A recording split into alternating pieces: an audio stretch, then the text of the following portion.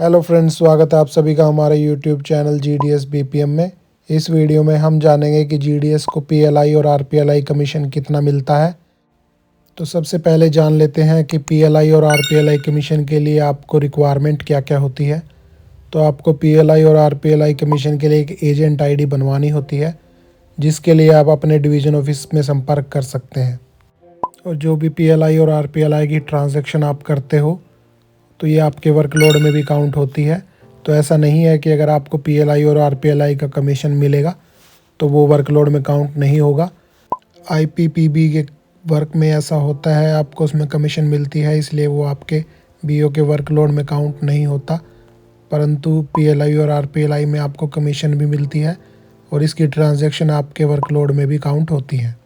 इसमें एक सहूलियत वाली बात ये भी है कि आपको TD कमीशन का जैसे क्लेम फॉर्म भरना होता है, उसकी सैंक्शन करानी होती है, तो वो सब चीज़ें इसमें आपको नहीं करनी होती। PLI और RPLI का कमीशन जो भी आपके एजेंट कोड के थ्रू PLI और RPLI की पॉलिसी हुई है वो डायरेक्ट आपके सेविंग अकाउंट में डाल दिया जाता है। सभी GDS, BPM, ABPM और डाक सेवक इसके लिए एलिजिबल हैं। PLI और RPLI का काम आप एक ही एजेंट ID में कर सकते हो, उसके लिए अलग अलग ID की ज़रूरत नहीं पड़ती। जो PLI की स्कीम्स हैं वो टोटल 6 हैं जिनमें आपको कमीशन मिलेगा। इसी तरह से अगर हम RPLI की बात करें तो RPLI में भी टोटल 6 प्रोडक्ट हैं जिनमें आपको कमीशन मिलेगा। जो भी आप PLI और RPLI की पॉलिसी करोगे उस पर जो भी आपको कमीशन मिलेगा उसको 2 भाग में आप बांट सकते हो। एक होता है प्रोक्योरमेंट कमीशन और एक होता है रिन्यूअल कमीशन। प्रोक्योरमेंट कमीशन जो है वो आपको नई RPLI PLI जब आप करते हो उसके पहले 12 महीने के हिसाब से मिलता है। 12 महीने के पश्चात जो है उस पॉलिसी को हम एक रिन्यूअल पॉलिसी के हिसाब से मानते हैं और उस पर जो आपको कमीशन मिलता है उसका रेट भी रिन्यूअल प्रीमियम के हिसाब से ही डिसाइड होता है। तो एक एक करके हम PLI और RPLI का प्रोक्योरमेंट कमीशन और रिन्यूअल कमीशन जानेंगे। तो सबसे पहले हम देखेंगे PLI का प्रोक्योरमेंट कमीशन। जो भी नई PLI की पॉलिसी आप करोगे उसका जो प्रोक्योरमेंट कमीशन होगा वो उसकी जो पेइंग टर्म होगी, भुगतान अवधि होगी कस्टमर के द्वारा, ये उस पर डिपेंड करेगा।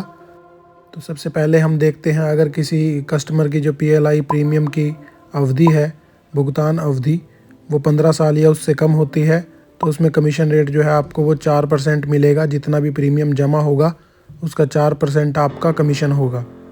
तो उसके बाद देख लेते हैं अगर कोई पॉलिसी 15 साल से ज़्यादा परंतु 25 साल से कम भुगतान अवधि की होती है तो जिसमें आपको कमीशन रेट जो है वो फर्स्ट ईयर प्रीमियम का 10% जो है आपका कमीशन होगा। इसी तरह देख लेते हैं अगर 25 साल से ज़्यादा की पॉलिसी की टर्म होगी, भुगतान अवधि 25 साल से ज़्यादा होगा तो आपको उसका 20% जो है प्रीमियम का कमीशन मिलेगा। तो ये इसी बात के ऊपर डिपेंड करेगा कि उसकी जो प्रीमियम अवधि है वो कितने वर्ष की है। तो इसमें एक जो अलग से पॉलिसी है AE है, जिसको एंटीसिपेटेड एंडोमेंट एश्योरेंस पॉलिसी बोलते हैं, उसका जो कमीशन रेट है वो अलग है। अगर उसमें 15 साल से कम पॉलिसी अवधि है तो आपको फर्स्ट ईयर का जो प्रीमियम है उसका 5% कमीशन मिलेगा। परंतु अगर वो 15 साल से ज़्यादा है तो उसमें फ्लैट रेट 7% का जो है वो होता है, जिसमें आपको 7% कमीशन मिलेगा। ये है सिर्फ प्रथम वर्ष का प्रीमियम जमा पर, मतलब ये प्रोक्योरमेंट कमीशन है। अब बात कर लेते हैं रिन्यूअल कमीशन की, जो कि है 1%।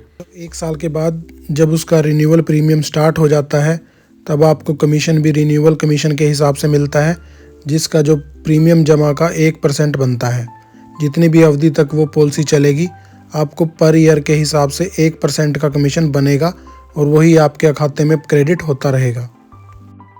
अब हम देख लेते हैं RPLI पॉलिसी का जो प्रोक्योरमेंट कमीशन होगा वो भुगतान अवधि पर डिपेंड नहीं करता। उसका एक फ़्लैट रेट है जो कि है 10%। तो आपको जितना भी प्रथम वर्ष का प्रीमियम जमा होगा उसका 10% जो है आपको प्रोक्योरमेंट कमीशन के रूप में मिलेगा।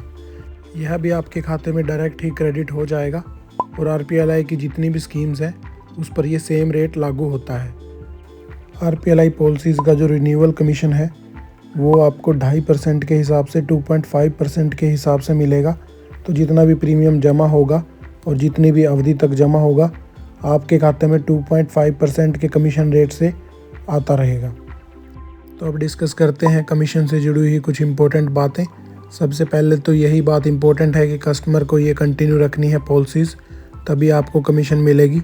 अगर वो पॉलिसी नहीं जमा कराता तो आपको कोई भी कमीशन नहीं मिलेगी।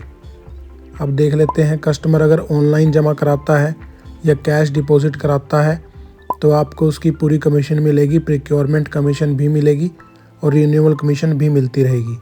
इसके बाद अगर कोई डिपार्टमेंटल एम्प्लॉई है या जीडीएस एम्प्लॉई है और वो अपनी पीएलआई और आरपीएलआई का पॉलिसी का प्रीमियम पे रिकवरी से करा लेता है तो आपको सिर्फ प्रिक्योरमेंट कमीशन मिलेगा। उसके बाद आपको कोई भी रिन्यूअल कमीशन नहीं मिलेगा। चाहे वो पॉलिसी पीएलआई हो या वो पॉलिसी आरपीएलआई हो, तो सिर्फ़ और सिर्फ प्रिक्योरमेंट कमीशन ही दिया जाएगा। अब अगर आप जीडीएस हो और कल को रिटायर हो जाते हो या प्रमोशन ले लेते हो तो आपकी कमीशन का क्या होगा। तो सबसे पहले हम देखेंगे रिटायरमेंट के बेसिस पर। अगर आप रिटायर हो जाते हो एज अ जीडीएस तो आपको कोई भी प्रिक्योरमेंट या रिन्यूअल कमीशन नहीं मिलेगा, आपका एजेंसी कोड ही बंद हो जाएगा। अगर जिसका एजेंसी कोड बंद हो जाता है उसको कोई भी कमीशन नहीं मिलता। तो जो आपकी ऑलरेडी एग्जिस्टिंग पॉलिसी है उस पर भी आपको कोई कमीशन नहीं मिलेगा। यदि आप विभागीय प्रमोशन ले लेते हो और कल को जीडीएस से पोस्टमैन, पीए, एमटीएस कुछ भी बन जाते हो तो जो आपका प्रिक्योरमेंट कमीशन होगा या आपका रिन्यूअल कमीशन होगा वो आपको मिलता रहेगा। चाहे तो वो एग्जिस्टिंग कोड से ही मिले, चाहे जो आपका नया कोड बनाया जाए तो उसमें ये पॉलिसीज़ माइग्रेट करके आपको उसका कमीशन दिया जाएगा। तो ऐसा नहीं होगा कि आप प्रमोशन ले लेते हो और आपका एजेंट कोड बंद हो गया तो उसके बाद आपको कमीशन नहीं मिलेगा।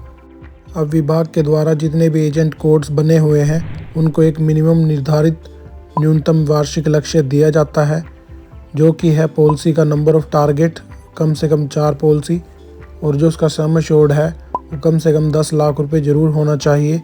अगर आप ये निर्धारित न्यूनतम वार्षिक लक्ष्य नहीं पूरा करते तो आपका एजेंट कोड 31 मार्च को बंद कर दिया जाता है, जिसके बाद आपको पुरानी एग्जिस्टिंग मिल रही कमीशन भी बंद हो जाती है।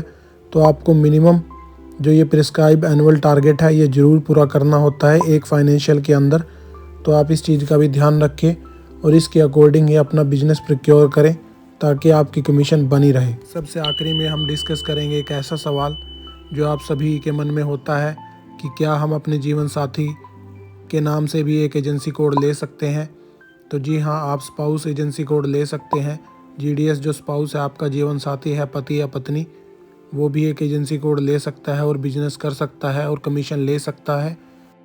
जो भी डायरेक्ट एजेंट बनने के लिए मिनिमम क्राइटेरिया होता है, अगर वो उस क्राइटेरिया में फ़िट होते हैं तो आप अपने जीवन साथी के नाम से भी एक एजेंसी कोड ले सकते हैं और वो अगर बिजनेस करेंगे तो कमीशन मिलता रहेगा। पीएलआई और आरपीएलआई कमीशन से संबंध में अगर आपको कुछ पूछना है तो आप कमेंट सेक्शन में पूछ सकते हैं।